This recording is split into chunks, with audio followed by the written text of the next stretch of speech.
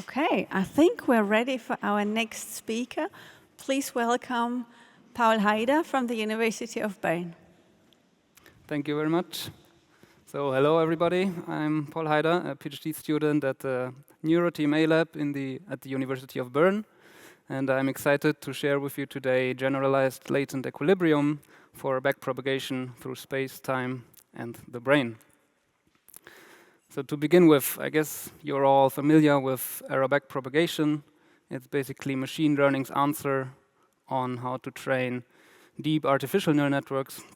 And then on the other hand, we have physical systems like, with the most prominent example probably being our human brain, but also artificial systems such as the BrainScales platform, where backprop cannot directly explain how learning can implement it in these systems, because both in the human brain but also, or in physical systems in general, learning needs to be implemented in somehow a local fashion. So in this talk, I would like to introduce you to a novel framework for computation and learning in these physical systems. And to begin with, I thought it would be instructive to maybe have a quick look at backpropagation, especially through time, because if you do not only want to solve some static problem, learn some static input-output relation, you need to take time into account. First of all, you need to introduce some kind of recurrence to your networks, but this also makes learning more complicated. So basically, if you consider learning an optimization problem, then you need to solve now the spatial temporal credit assignment problem, and you need to adapt your cost, which before was just an instantaneous cost. You need to consider now a cost that is an integral or a sum over multiple times. And if you do this properly, because you want to calculate a gradient of the cost with respect to your parameters, you basically end up with two kinds of factorizations for this gradient. One I call RTRL-like or past-facing, and the other one I call BPTT-like or future-facing. So let's have a quick look at the real-time recurrent learning, the algorithm you end up with if you do the past-facing factorization, where you basically look at how all past applications of a certain weight from neuron J to I influences the cost at a certain time t now. And if you do this properly, you basically need to track all the influences of the past applications of these weights, which gives you this influence tensor M, which is a three-dimensional object, which you can calculate at every point in time. But being three-dimensional, it does not scale very well, and therefore is not really applicable to large networks. And what people usually do is they try to approximate this influence tensor, such as RFLO and also EPROP. And then on the other hand, you have the future-facing factorization, namely backpropagation through time, where in calculating the gradient, you need to evaluate basically how the application of a weight now influences the cost at all future times. So basically you have a sum over all future costs. And this can only be done if you have some kind of crystal ball to estimate or to predict the future. Or if you run your simulation until the very end and then unroll your network from time to space, and then you can propagate through this unrolled network. But because of the sum over the future, this algorithm is non-causal and therefore also inherently offline. So here again, both of these kinds of algorithms compared.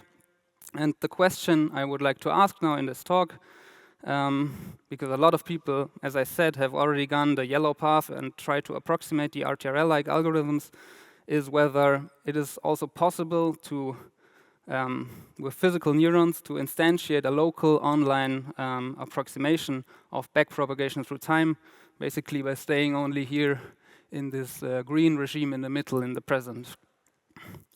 And now, in order to do this, I would like to highlight two fundamental computations that biological neurons do. I want to start with the fact that neuronal membranes are basically low-pass filters described by this differential equation, or in other words, they perform some kind of retrospective integration of past inputs, so that the membrane voltage U, if we wish, is some integral of the past inputs weighted with this exponential kernel, and I denote this with the integral operator I. And yes, if you apply this retrospective integration, you obtain, at least in case of such a sinusoidal input, a phase delayed version of your original input signal, as you can see here in orange. And the next computation that I would like to highlight here is what I call prospective coding in the output. It's basically the fact that neurons are able to estimate their future state based on their current membrane voltage and its derivative with I call it prospective time constant tau r. And you can see here at the bottom that this prospective estimation has some kind of opposite effect than the retrospective integration. And yeah, this prospective coding has been shown in experiments. For example, here in pyramidal neurons, that they can phase advance the input that pyramidal neurons can phase advance their output with respect to their input. There's also more theoretical work that shows how this phase advance can be implemented using adaptive currents. And there's also there's also very recent work from our lab by my colleague Simon Brandt, who shows how both these kinds of computations, retrospective and prospective computations, can be implemented using Hodgkin-Huxley neurons. Okay, so to summarize, one can also say we abstract the neurons in our framework that I'm going to show now to do all these kinds of computations. So basically a weighted sum, as in artificial networks, then a retrospective integration, a prospective coding, and finally applying a nonlinearity to calculate a rate. And then, as you can see here, if you concatenate both of these operations, you end up with 3 different regimes. The retrospective regime, where the neurons where you enable the neurons to have some kind of transient memory of the past, and then the quasi-instantaneous regime, because if the time constants are equal, these 2 operators effectively cancel, and the prospective regime, where the neurons extrapolate into the future. Okay, and now with these 2 computations at hand, I want to illustrate to you how such neurons can enable effectively temporal convolutions. So imagine now that you stream an input I to a network that consists here of, I call them instantaneous neurons, with equal time constants, and retrospective neurons that, as I said before, have some transient memory of the past. And now if you stream an input, what happens is that you basically you get an approximate mapping of the temporal signal to the neuronal space. So here you have the present input, and here you have an approximate representation of previous inputs. And in addition, if you stream the input, this has another benefit, basically, because the network over multiple layers needs to learn some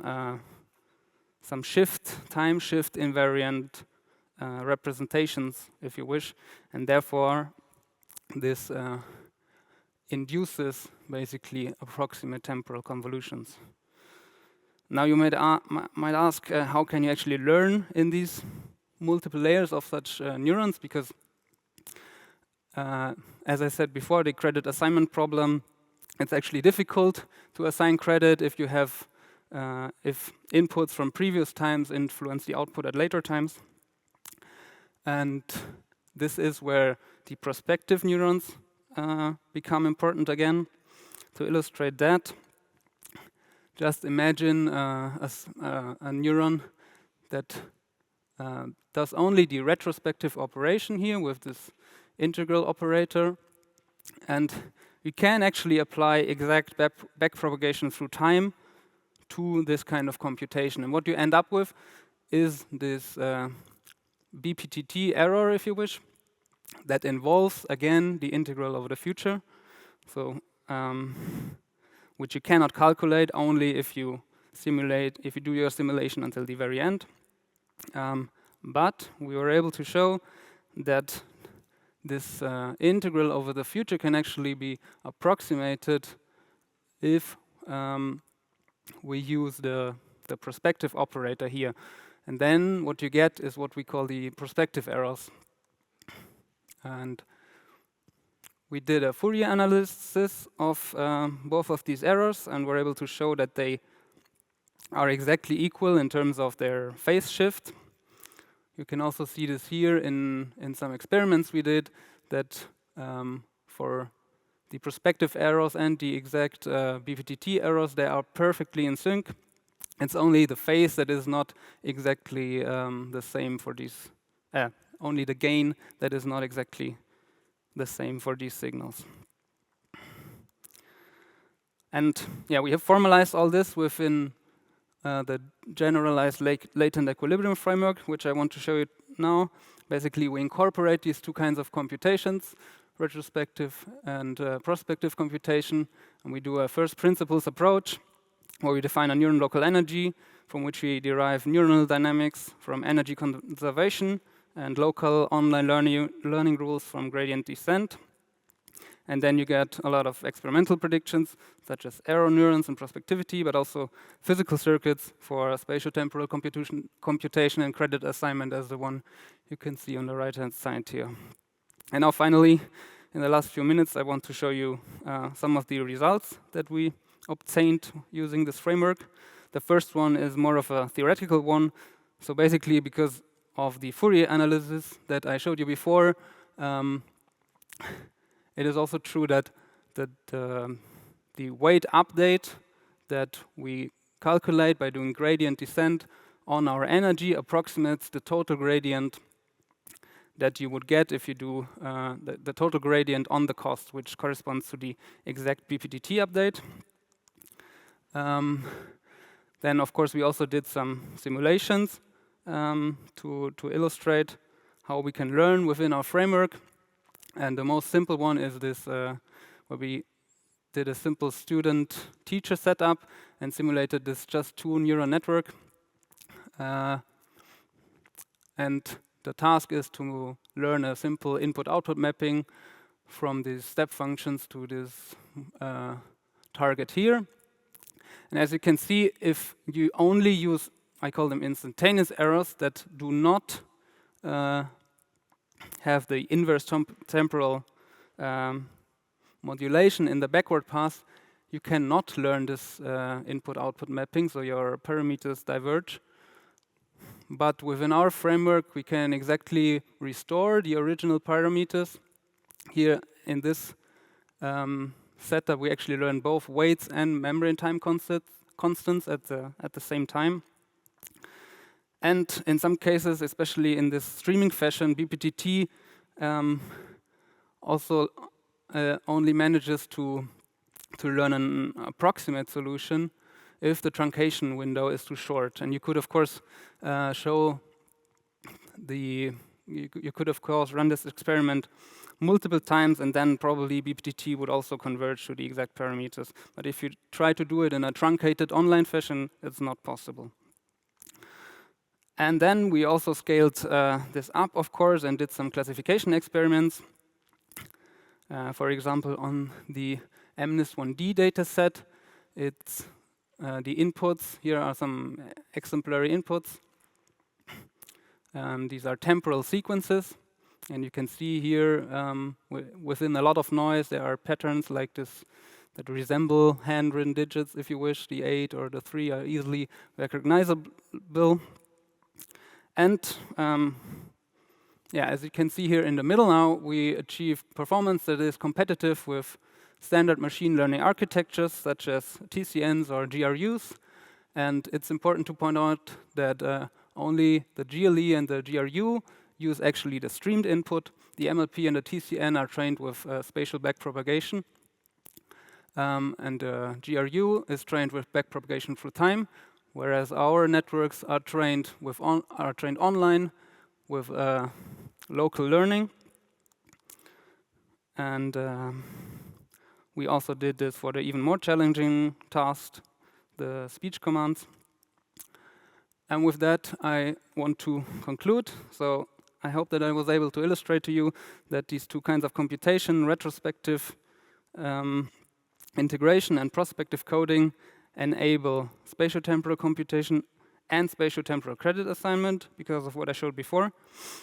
And I also want to point out that all these computations are plausible for biology and therefore also for neuromorphic hardware because of the neuron local synaptic plasticity, the phase-free end-to-end training, and we also don't need to buffer anything because our algorithm scales with the number of neurons. And with that, I want to thank all my collaborators. Please check out our preprint. I'm happy to receive your feedback and thank you for your attention.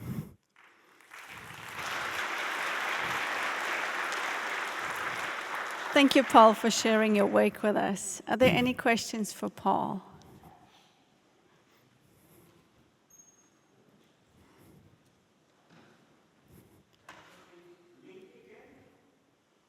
Sorry?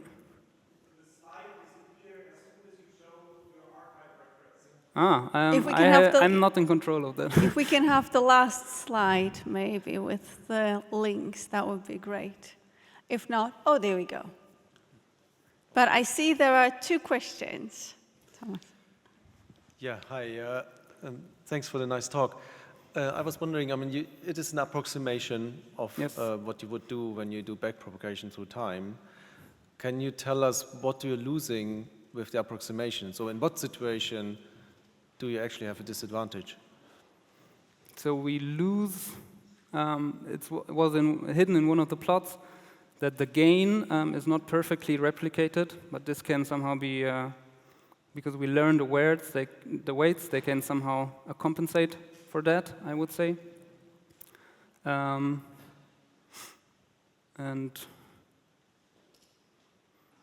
So specifically, it doesn't limit the kind of trial length. I mean, you must have a limited look-ahead time with this, right? Yes. So does it limit how far you can go into the future? Yes. Yeah.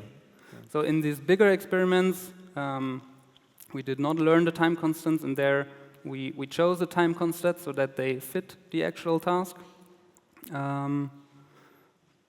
But not. But yeah, it depends. You choose the time constants according to your task, and we were able to learn the data sets that I showed you. I don't know how it would work if the neurons need to maintain a very long memory, but in principle you can always choose a longer time constant and try it with that. Thank you. There's one more question I see. Yeah, thank you very much for your nice presentation. My name is Timo Oster from TU Darmstadt.